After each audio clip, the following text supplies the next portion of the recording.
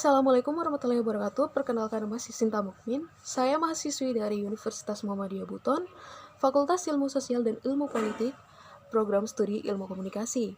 Saat ini saya akan mereview tugas saya. Yang pertama adalah materi interaksi secara elektronik, dan yang kedua adalah perkembangan perangkat teknologi informasi dan komunikasi. Kita akan memasuki poin pertama, yaitu materi interaksi secara elektronik.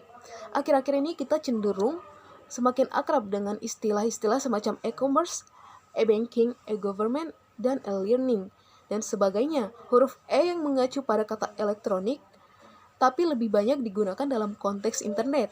Jadi istilah-istilah tersebut bisa dibaca sebagai electronic commerce, electronic government, electronic banking, atau electronic learning. Jadi pada video kali ini, saya akan membahas secara sepintas tentang hal-hal yang berkaitan dengan istilah-istilah yang saya sebutkan tadi. Dalam kenyataannya, hal-hal tersebut jauh lebih kompleks sehingga tidak mungkin dibahas secara rinci dalam video ini. Kita masuk saja pada poin pertama, yaitu e-commerce. Apa itu e-commerce? Oke, kita masuk saja. E-commerce itu adalah perdagangan elektronik. Meskipun adalah dagang elektronik, jangan Anda artikan bahwa bisnis e-commerce selalu berkaitan dengan penjualan barang elektronik. Itu tidak benar. Karena pengertian bisnis e-commerce yang sebenarnya adalah transaksi jual-beli yang dilakukan menggunakan perantara alat elektronik. Dalam hal ini adalah gadget atau komputer yang terkoneksi dengan internet. Manfaat apa saja yang mengacu pada bisnis e-commerce ini?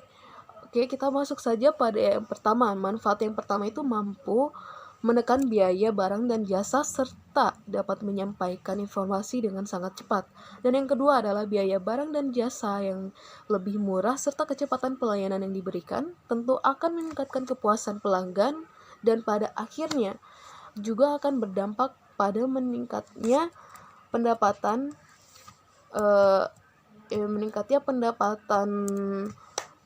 bisnis Anda.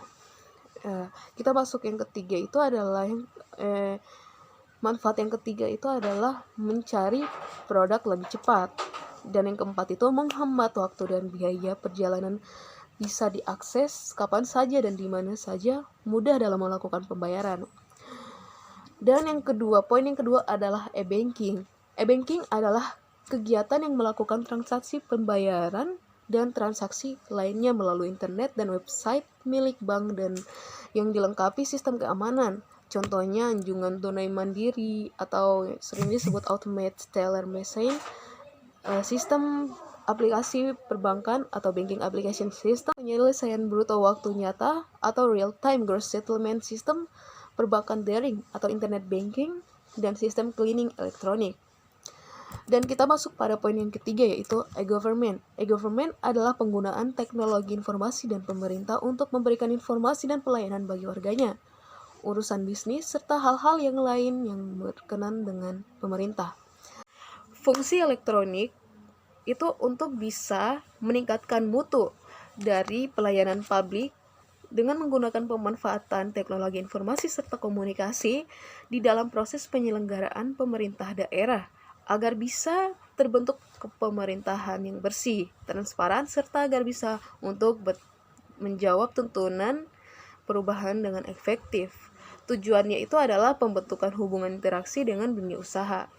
Artinya agar dapat mengurangi dengan signifikan total dari biaya, administrasi, relasi, beserta interaksi yang juga dikeluarkan oleh pemerintah untuk kepentingan dari aktivitas sehari-hari. Poin keempat, yaitu e-learning. Istilah e-learning dapat didefinisikan sebagai bentuk penerapan teknologi informasi di bidang pendidikan dalam bentuk sekolah maya. E-learning juga merupakan pembelajaran yang menggunakan alat elektronik atau online. Dan pada e-learning group dan siswa tidak bertatap muka secara langsung, namun bisa melalui video ataupun media yang lainnya. Oke, kita masuk saja pada tugas yang kedua, yaitu perkembangan perangkat teknologi informasi dan komunikasi. Perangkat-perangkat teknologi sering digunakan dalam kehidupan sehari-hari, mulai dari komputer, notebook, smartphone, beserta perangkat software ya, dan hardware. Oke. Perangkat teknologi informasi merupakan segala jenis peralatan yang digunakan untuk memproses informasi yang dibutuhkan, baik melalui media cetak maupun media elektronik. Beberapa dampak positif yang bisa diambil dari perkembangan teknologi ini, misalnya mudahnya melakukan komunikasi jarak jauh, manusia tidak harus menggunakan surat yang tiba berminggu, bahkan sampai berbulan-bulan. Namun berkat adanya perkembangan teknologi yakni smartphone, programming language atau bahasa pemrograman, dan application program atau program aplikasi. Bagian software menurut distribusinya adalah hardware, freeware, shareware, spyware, open source. Dan hardware itu adalah hardware atau perangkat keras adalah komponen fisik yang menyusun perangkat komputer. Jenis-jenis hardware adalah antara lain hardware input, contohnya mouse, hardware process, contohnya CPU, dan output device, contohnya monitor. Fungsi hardware serta contohnya yaitu scanner atau memindahkan berkas, mouse sebagai petunjuk, keyboard papan pengetik, Microsoft phone mengambil suara, speaker pengeras suara. Internet adalah suatu jaringan komunikasi yang menghubungkan suatu media elektronik dengan media lainnya. Selain itu juga sebagai pendukung definisi internet menurut para ahli purba. Internet adalah suatu media yang dipakai untuk mengefisienkan proses komunikasi yang disambungkan lewat berbagai aplikasi. Oke, akhirnya saya telah selesai mereview video saya. Jangan lupa like, comment, subscribe, and share ya teman-teman. Jadi mohon dimaafkan jika ada salah kata dan tingkah laku yang tidak berkenan. Terima kasih. Wassalam.